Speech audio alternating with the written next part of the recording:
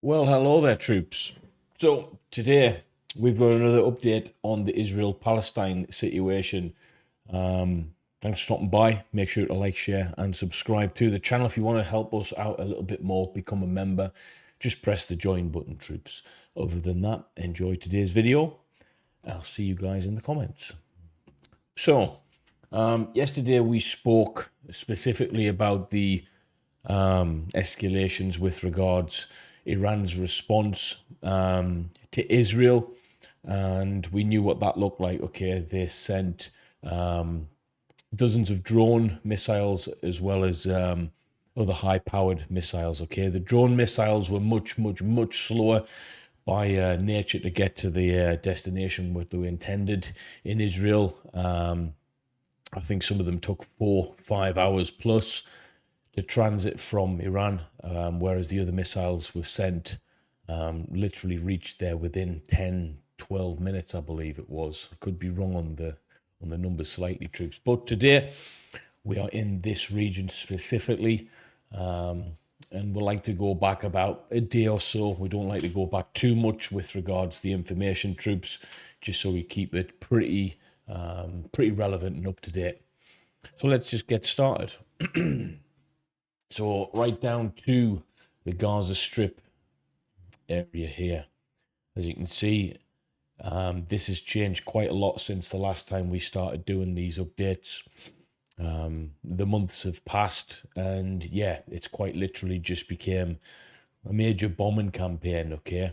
Military aircraft, artillery, you name it, but there's not much else happening with regards to that. We've seen loads happening months ago, but yeah, there's it's not unique in terms of what's happening now. There's just quite simply loads of bombing campaigns. So to the north of Gaza, Israeli artillery targeted southeast Gaza City in this region as well. Israel's envoy to the Security Council take action against Iran. That's coming from New York, so that's a signal there. President of the United Arab Emirates and the King of Bahrain is discussed ways to intensify efforts to achieve a ceasefire in Gaza. They've so provide protection for civilians as a priority as well, and ensure the delivery of adequate aid in a sustainable and unhindered manner. I think the key to that term there is unhindered. It was last week, maybe a little bit before, we seen a convoy that involved British aid workers, two of whom were former Royal Marines. One of those Royal Marines was Special Boat Service. So it's hitting home a little bit more with these aid convoys. It's one thing allowing the safe passage, but you know, it needs to be unhindered as well. And we've seen in that regard that aid convoy quite literally was it wasn't just struck once, it was struck repeatedly. Okay, the individuals in that convoy quite literally had no chance. Okay, no chance. So from my perspective, looking at that, you know, the way the intelligence is gathered on these individuals coming to and fro, the surveillance that's used, the technology that they have to their armament, Israel made a massive blunder in that regard, especially when the convoys had aid on them. They had every relevant sign possible that could have told them what it was, and they still managed to, cause massive amounts of problems there and blew them out of the water, quite frankly. It was horrible. So yeah, the sustainable aid, adequate sustainable aid, and the unhindered entry of that aid needs to something needs to happen. Israel envoy, Iran threatens global maritime trade. So we've seen lots of stuff coming out here with regards to that. Does Iran have the potential to threaten the global maritime trade? It depends on what their response is within that. The Israeli army has lifted the home front command restrictions issued ahead of the Iranian attack. So they've lifted the home front command restrictions. Yesterday, we got a better understanding of those restrictions of what they were going to do. So obviously the people living within certain areas where the intelligence was formed, where these missiles were allegedly going to potentially hit, the home guard were effectively given full power and control of the local area to be able to police it accordingly. And, you know, you have your opinions on that, but effectively the Home Guard's job at that point in time was to make sure the safe passage of civilians to and from wherever they are. And in this case, not a lot of places they were allowed to go. 1,000 people or more gatherings were not allowed at all. What does that look like on the streets? Well, on the streets, it looks like loads of people in military uniform, pretty much telling you what to do, and you bloody do it, okay? They've got weapons. I've been to Israel. They don't mess about. So, yeah, they were policing the area effectively to make sure that was safe, or as safe as can be. Now, this happened a day ago, so like literally over 12 hours ago now, in this region here. We zoom out. So again, we're looking at the southeast of Gaza. What we're talking about, you know, literally a couple of thousand meters south of Khan Yunis. 5 people were wounded as a result of targeting agricultural land in the Al Manara neighborhood southeast of Khan Yunis. So agricultural land, yet normally these points that we see are not massively accurate. It depends on the information that came in, where it's come from. But as we can see here, yeah, this land is agricultural and looks as if it's, I mean, let's be real, guys. They're under enough stress. Stress is like such a weak word for me to find as well, but stress beyond belief. And now they're targeting agricultural land in this area to feed people. Yeah, 5 people within this confine here were killed. I'm not sure if they were good or bad. Information still yet to come out on that one. Wounded in Israeli bombing targeting the vicinity of the European hospital south of Khan Yunis. So that place where we've just mentioned there, which was bombed here, at approximately the same time or a similar time, we've had another Israeli bombing in this area here. I don't know. That looks pretty weird, that, doesn't it? It's, yeah, I mean, that can't be it can't be blood, obviously, because it's the size of a house. Don't know what that is. It's just a tree, isn't it, with discoloration. But yeah, wounded in Israeli bombing targeted facilities. It didn't tell you how many people were wounded, but this is the area, just a normal average town. Adjacent to that road, Al Fork here, we've got like, you know, sports pitches and stuff, regular areas. And if you look at the pictures of these areas in particular, it's been absolutely decimated, guys. Israeli security forces stormed the town of Azun, east of Kalkilia, and raided a house. So let's have a look whereabouts this is. Azun, I don't recognize that name. Is it? Where are we talking here? All right, so like northeast of Tel Aviv Yafo, so we're talking about 40 kilometers northeast of Tel Aviv Yafo, in the West Bank area. So this area here, quite built up. I've been to places that look like this. It's you know, it's strange, not strangely. These areas are quite beautiful, guys. Okay. But there's been an operation that's taken place here. Whether that's the exact house or not, we don't know, but it's certainly, it's got rural areas to it, but the areas where there is housing is quite built up in that regard, with residential houses, just normal people going about their everyday business. But if they stormed this in particular town and raided one house, they've got intelligence to believe that they need to obviously storm that individual place there. Nothing else came out of that, though. Israeli army overnight, and Israeli Air Force fighter jet successfully intercepted a UAV that approached Israel from the east. The UAV was monitored by Israeli army soldiers, did not pose a threat, and no sirens were sounded according to the protocol. As a result of all of this, just to summarize it, no injuries were reported and no damage was caused. It's where the report came in again, near Tel Aviv, I believe that is, Bursa. Picture of that there, little thing. Yeah, UAV. 5 bodies of dead were recovered in previous attacks on various areas of Khan Yunis, south of Gaza Strip. So again, that's northward of these two areas, what we were talking about earlier. In terms of reference for you guys, from this left point here, talking about 3 kilometers north. Bodies of 5 were recovered from a previous attack. So this area is absolutely smashed to bits, guys. I don't even know if these buildings have been annotated recently to show the devastation. I don't know if they have. I don't know, guys. That would be interesting, actually, to find if these buildings have been annotated according to actual real life. I'm guessing not, because you need aerial photography to be able to do that. It would be interesting to see what these areas look like, because on the videos, they're absolutely decimated, guys. Here we go again. The Palestinian Red Crescent. A young man who's allegedly 27 years old was injured by live bullet fire in the foot during confrontations with forces in the town of Burqa, northwest of Nablus. So with regards this, it stipulates that it was Palestinian Red Crescent.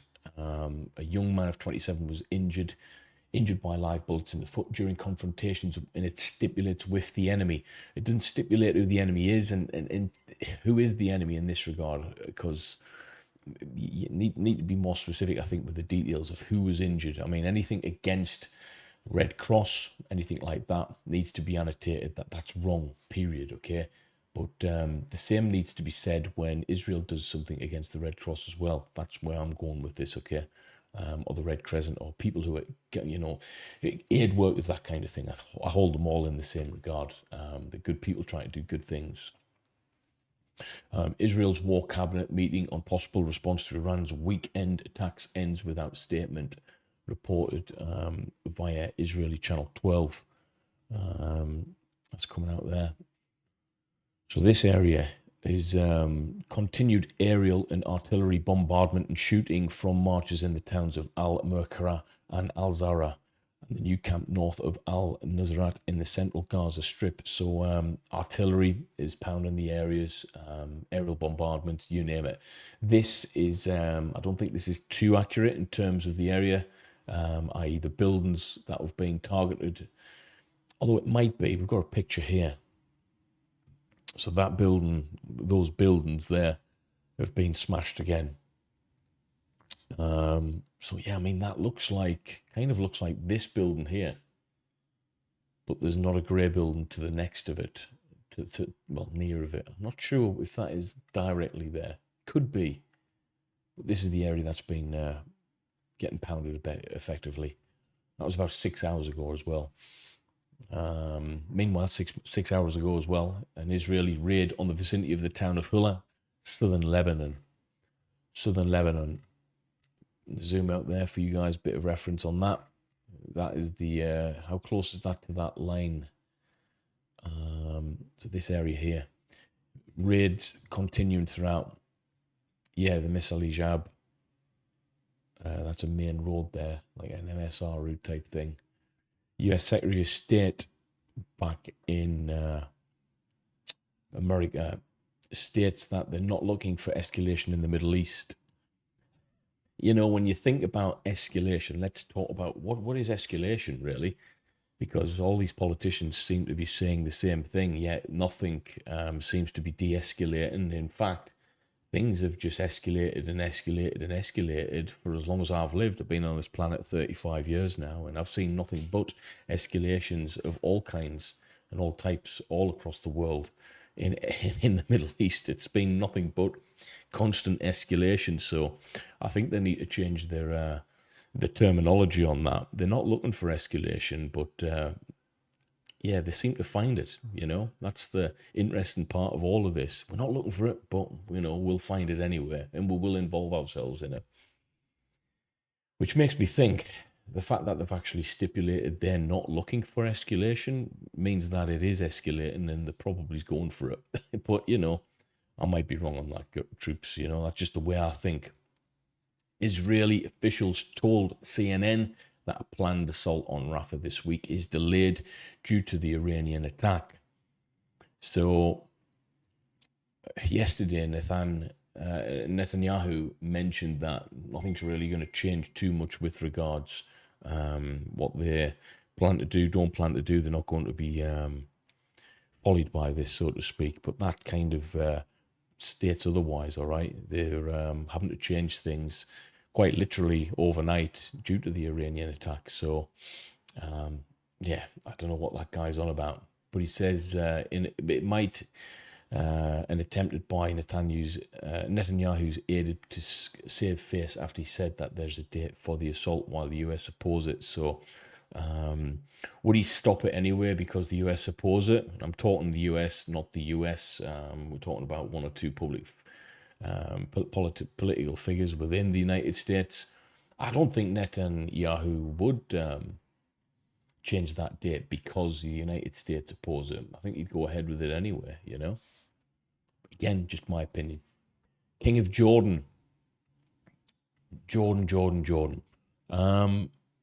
Yeah, there's a lot of pressure on Jordan because they've always kind of played the big brother, let's keep everything stable type position. So King of Jordan, he got a difficult job, really. The events in the region may lead to further escalations, according to King of Jordan, threatening security and stability. British military always in Jordan, doing bits and bobs, training and stuff like that. So yeah, it's a tough one. And I think if he said that, he believes that escalation is coming. Israeli warplanes launched an airstrike with missiles targeting the town of Majid-Zun in southern Lebanon, which is here. You can see it's just all strikes now, guys. So those warplanes launch an airstrike right here, but it's a village targeting the town of Majid-Zun. So that looks off there. So where are we talking about? Where is that village? It could be this one here. No, it is this area. It is this area. So what they've done is they've pumped that that icon there. There's obviously nothing there, is there? You know, this is where we are really targeting areas within here. Wow, that's quite ironic. This place is called heaven. It might feel like hell at the moment. Saudi Arabia back over. The Saudi publicly acknowledges role in defending Israel against Iranian attack. And artillery shelling on the outskirts of the town of Hanin in southern Lebanon. See that all across here, actually, guys.